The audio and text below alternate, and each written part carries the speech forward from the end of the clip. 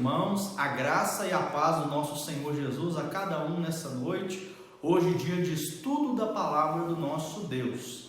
Eu convido você nesse instante nós estarmos orando ao nosso Deus, levando aí uma palavra de oração, agradecendo por essa noite, em nome de Jesus. Vamos orar? Feche seus olhos. Senhor Deus, Pai maravilhoso, nós queremos, ó Deus, te dar graça por mais um dia que o Senhor já nos deu, ó Pai, em nome de Jesus. Obrigado pelo teu cuidado, pela tua misericórdia, Senhor, nas nossas vidas. Nós queremos te pedir também, ó Pai, perdoa os nossos pecados, Deus. Em nome de Jesus, venha nos limpar, venha nos purificar, ó Pai, de toda e qualquer iniquidade. É o que eu te peço nessa noite. E fala conosco através das canções, através da palavra do Senhor, do estudo da palavra do Senhor.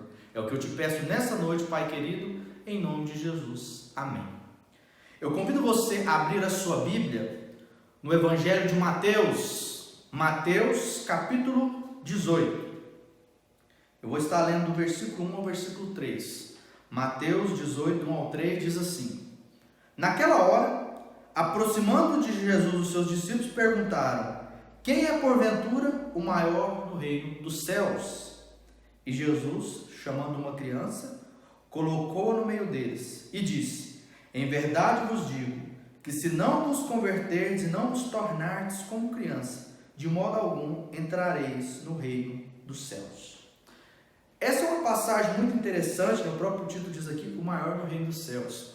O momento onde os discípulos, que fala sobre os 12, eles chegam até Jesus e começam a discutir e perguntam para o Senhor: Senhor, quem vai ser o maior de nós lá no reino dos céus? Quem será o mais importante? E Jesus, ele chama ali no versículo 3, ele diz que ele chama uma criança, versículo 2, ele chama uma criança e coloca no colo. E ele fala assim para os discípulos, dando uma lição, um ensinamento. Em verdade vos digo, se vocês não se converterem, se vocês não se tornarem como uma criança, de modo algum entrarei no reino dos céus. O que Jesus quis dizer, usando o exemplo da criança? A criança, ela dá o exemplo para nós de ser pequena e de ser totalmente dependente de alguém, do pai, da mãe, ou de outra pessoa, do avô. E Jesus está ensinando isso para nós. Se nós quisermos sermos os maiores, nós devemos ser os menores. E sermos totalmente dependentes de Deus. Ser totalmente dependente da pessoa do Deus Pai. E nós possamos, em nome de Jesus, ter essa certeza. E que nós possamos a cada dia buscar ser como crianças, dependentes do nosso Deus, e sermos humildes diante do nosso Deus. Nós vamos cantar uma canção agora nesse instante. Eu convido você a louvar conosco essa canção, e essa canção fala sobre essa verdade que nós lemos. Vamos louvar o Senhor com essa canção nesse instante.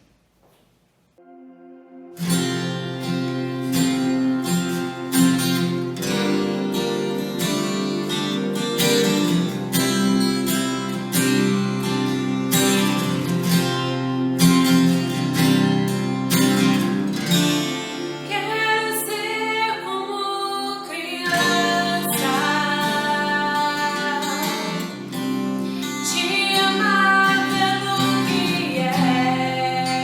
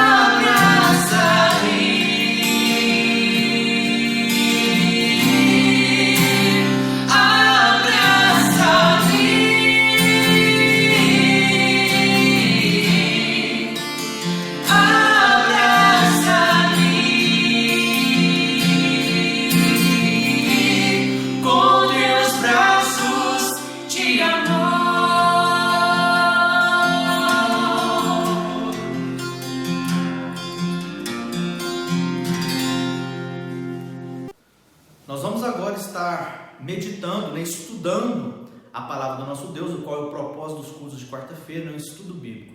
Eu convido você a abrir a sua Bíblia lá no livro de Números, lá no Antigo Testamento. Você vai ver que é um dos primeiros livros na Bíblia, né? Gênesis, Êxodo, Levítico, Números, o quarto livro. Abra em Números capítulo 13. Nós vamos ler primeiro do versículo 1 ao versículo 3, depois do versículo 25 ao versículo 33. Números capítulo 13, primeiramente nós vamos ler do versículo 1 ao 3. Diz assim a palavra do nosso Deus: Disse o Senhor a Moisés: Envia homens que espiem a terra de Canaã, que eu hei de dar aos filhos de Israel. De cada tribo de seus pais enviarei um homem, sendo cada qual príncipe entre eles. Enviou-os Moisés do deserto de Parã, segundo o mandado do Senhor. Todos aqueles homens eram cabeça dos filhos de Israel. Agora você vai ler comigo do versículo 25 ao 33. Nós lemos do versículo 1 ao versículo 3, agora vamos pular essa parte, porque essa parte vai apenas falar do nome dos homens que foram, né, de que tribo que cada um veio, de quem era filho. Agora você vai acompanhar comigo do versículo 25 ao versículo 33, que diz assim, Números 13, do 25 ao 33.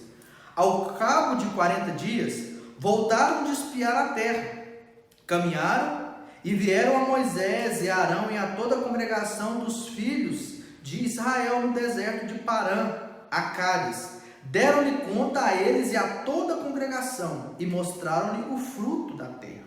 Relataram a Moisés e disseram: Fomos à terra a que nos enviaste, e verdadeiramente mana leite e mel. Esse é o fruto dela.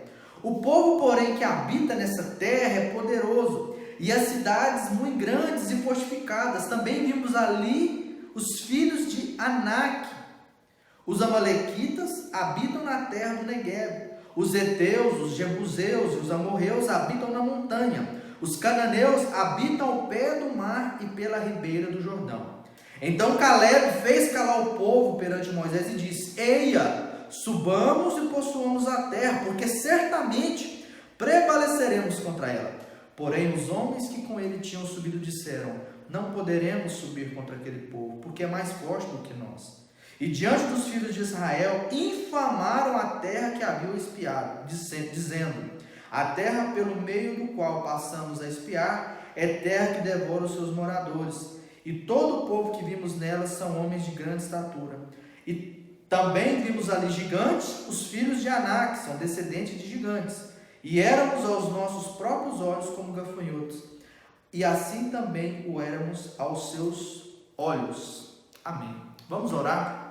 Vamos pedir da parte de Deus, do Espírito Santo de Deus, entendimento nessa noite. Senhor Deus, obrigado pela Tua palavra que nos ensina, e que nessa noite, ó Pai, Seu Espírito aplique ao nosso coração as verdades aqui contidas. Abençoe a cada um dos nossos irmãos, ó Pai, é o que eu te peço nessa noite, em nome de Jesus. Amém. Meus irmãos, eu queria meditar nessa noite de estudo bíblico sobre um tema muito importante. Eu queria meditar sobre o mal chamado pessimismo. O mal chamado pessimismo. O contexto que nós lemos conta de um momento de pessimismo do povo de Israel. Primeiramente, o que significa essa palavra pessimismo? Segundo o dicionário Aurélio, a palavra pessimismo significa disposição de espírito que leva o indivíduo a encarar tudo pelo lado negativo, a esperar o pior de tudo. Isso é a definição da palavra pessimismo. Segundo o contexto que nós lemos aqui da passagem, Deus chama Moisés e manda com que Moisés escolhesse um homem de cada tribo. Eram 12 tribos que aqui tinha. um cabeça, um príncipe, né? A palavra príncipe que era sentido de principal, líder de cada tribo, representando cada tribo, que seria enviado até a terra de Canaã para espiar. Lembrando que aqui Deus já havia libertado esse povo que estava escravo ali no Egito. Deus manda ali as 10 pragas, Deus liberta aquele povo de uma forma maravilhosa, sobrenatural, abrindo um mar onde eles passam de pé enxutos, né? E agora Deus já está introduzindo, colocando eles na terra prometida. Mas antes, Deus manda que Moisés mande um líder de cada tribo para espiar a terra prometida, o qual o próprio Senhor diz que era uma terra que manava leite e mel. E no contexto que nós lemos, diz que depois de 40 dias, esses 12 homens voltaram com seus relatórios, com aquilo que eles viram, aquilo que eles espiaram, aquilo que eles examinaram ali vendo naquela terra. E a primeira palavra que eles dizem a Moisés, eles dizem o seguinte, verdadeiramente aquela terra mana leite e mel, e aqui está o fruto dela. É interessante você olhar no versículo 23, diz que eles trouxeram uvas, romãs, figos, eles trouxeram ali em varas, simbolizando ali, né, era um modo de transportar naquela época. Eles colocavam varas no ombro de um homem, de outro, para trazer aqueles cachos de uvas, de alimentos, simbolizando tanto que era farto, tanto que a terra era abençoada. Quando a palavra do Senhor diz que a terra manava leite e mel, não quer dizer que do chão da terra brotava mel e leite, mas é uma linguagem figurada dizendo que a terra era muito fértil, que a terra era muito abençoada, que tudo que plantava dava, era uma terra muito próspera. E os próprios homens dizem, verdadeiramente essa terra é abençoada, ela mana leite e mel, ela é próspera. E aqui está o fruto, eles trouxeram o fruto daquela terra, que eram frutos, né, muito bonitos. Mas diz que eles vêm e diz o seguinte, mas tem um problema. O povo dessa terra é poderoso. A cidade é muito grande, a cidade é muito forte, a cidade é fortificada. E ali nós vimos os filhos de Anak. Quem que eram esses filhos de Anak? O próprio versículo 33 diz que eram descendentes de gigantes, eram homens fortes, poderosos. E nós vemos aqui que esses homens trazem um relatório negativo, esses 10 homens. E diz o texto que somente Caleb e Josué trouxeram um relatório positivo. De 12, 10 trouxeram um relatório pessimista e 2 trouxeram um relatório positivo, né, quanto a isso. E diz no versículo 30 que Caleb faz todos calar e diz assim, eia, subamos e possuamos a terra, porque certamente prevaleceremos contra ela. Mas diz no versículo 32 que esses 10 homens, eles infamaram a terra, eles contaminaram todo aquele povo ali, e todo aquele povo seguiu o pessimismo desses 10 espias. Todo o povo seguiu o pessimismo desses 10 espias. Você depois lê na sua casa, a partir do versículo a partir do capítulo 14, o povo começa a murmurar contra Arão e Moisés e falar, era melhor nós termos voltado para o Egito, vamos levantar entre nós um líder para que nós retornemos do Egito. E ali começa toda uma murmuração. O pessimismo, irmãos, é algo terrível, como nós mesmos lemos aqui. Por isso que o tema é um mal chamado pessimismo. Segundo o grande teólogo e escritor John Maxwell, ele diz o seguinte, uma frase: o pessimista é uma pessoa que, independente do presente, ela está decepcionada com o futuro. Esse é o pessimista. E eu queria nessa noite, através dessa palavra, pegando a Bíblia como base para nós, enumerar 3 coisas que nós devemos aprender sobre o perigo do pessimismo, sobre esse mal chamado pessimismo. Uma primeira verdade, olha comigo o versículo 31 e 32, diz assim, porém os homens que com ele tinham subido disseram, não poderemos subir contra aquele povo, porque é mais forte do que nós. E diante dos filhos de Israel infamaram a terra que havia espiado, dizendo, a terra pelo qual passamos a espiar é terra que devora os seus moradores, e todo o povo que vimos nela são homens de grande estatura. Primeira verdade nós aprendemos aqui, meus irmãos, que o pessimismo é algo contagioso. É algo contagioso.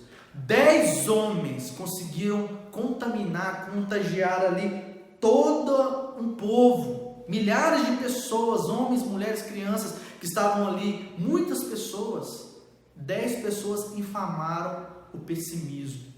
O pessimismo é algo que impregnou ali no meio daquele povo. E nós vemos que a partir do capítulo 14 o povo começa a murmurar e Deus se ira contra o povo, porque o povo começa a reclamar. O povo começa a se esquecer de tudo aquilo que Deus já tinha feito, todos os livramentos, o cuidado, o zelo. A palavra do Senhor diz que Deus colocava uma nuvem durante o dia para proteger-os do calor do sol e também para guiar. E durante a noite Deus colocava uma coluna de fogo para proteger do calor, porque no deserto tem esse extremo, durante o dia muito calor, durante a madrugada muito frio, e Deus colocava uma coluna de fogo para proteger do calor e também para guiar o povo, e o povo se esquece de tudo isso, do alimento, do maná, das codornizes.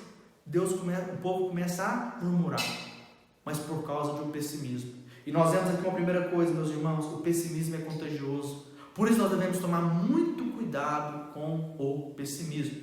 Mas há também uma segunda verdade no texto. Olha comigo, capítulo 14, versículo 35 ao 37, que faz parte do contexto, nós não lemos, mas nós vamos ler agora, do 35 ao 37, olha o que Deus diz: eu, o Senhor, falei, assim farei a toda essa má congregação, que se levantou contra mim nesse deserto, se consumirão e aí falecerão. Os homens que Moisés mandara a espiar a terra e que voltaram, fizeram murmurar toda a congregação contra ele, infamando a terra.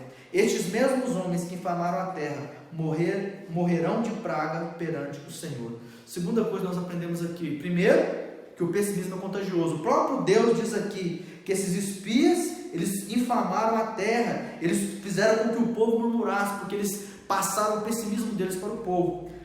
E Deus aqui ele diz algo importante, que é a segunda verdade que nós aprendemos sobre o pessimismo. Primeiro, o pessimismo é contagioso. Segundo, o pessimismo ele nos conduz à derrota. O pessimismo nos conduz à derrota. Olha para o texto que Deus está condenando o pessimismo desse povo, a incredulidade desse povo. E nós vemos aqui como que isso é sério, porque diz o texto que todos eles foram condenados por Deus.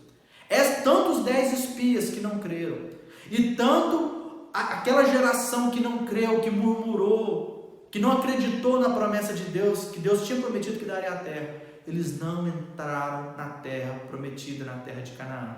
Eles foram consumidos. E nós vemos aqui como que isso é sério, meus irmãos.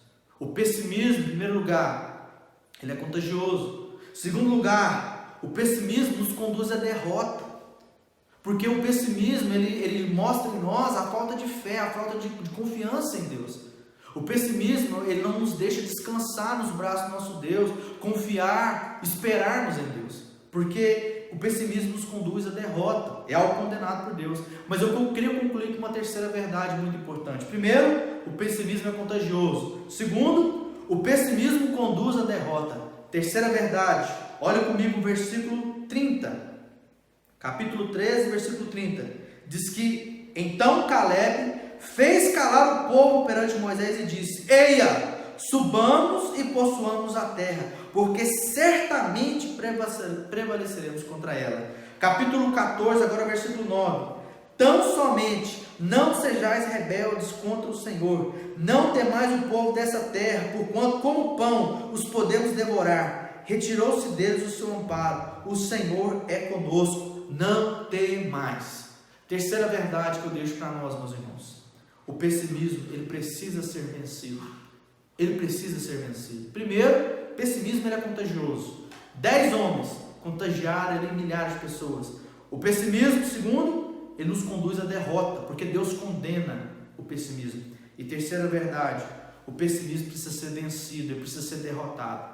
Caleb e Josué nos dá grandes lições aqui. Primeiramente, olha o que Caleb diz. Caleb diz assim, versículo 30: subamos e possuamos a terra, porque certamente nós vamos prevalecer contra ela. Depois no versículo 9, olha o que eles dizem: tão somente não sejais rebeldes contra o Senhor é conosco, não vamos temer, vamos confiar na promessa. Que nós possamos ter essa certeza e lutarmos contra o pessimismo.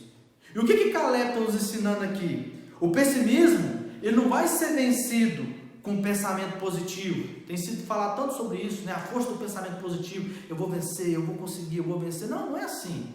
O pessimismo não é vencido com a força do pensamento positivo. O pessimismo também não é vencido com uma grande autoestima. Eu posso, eu consigo, né? Se autovalorizando. Não. Sabe como é que você vence o pessimismo? Sabe como você derrota o pessimismo, meu irmão, minha irmã?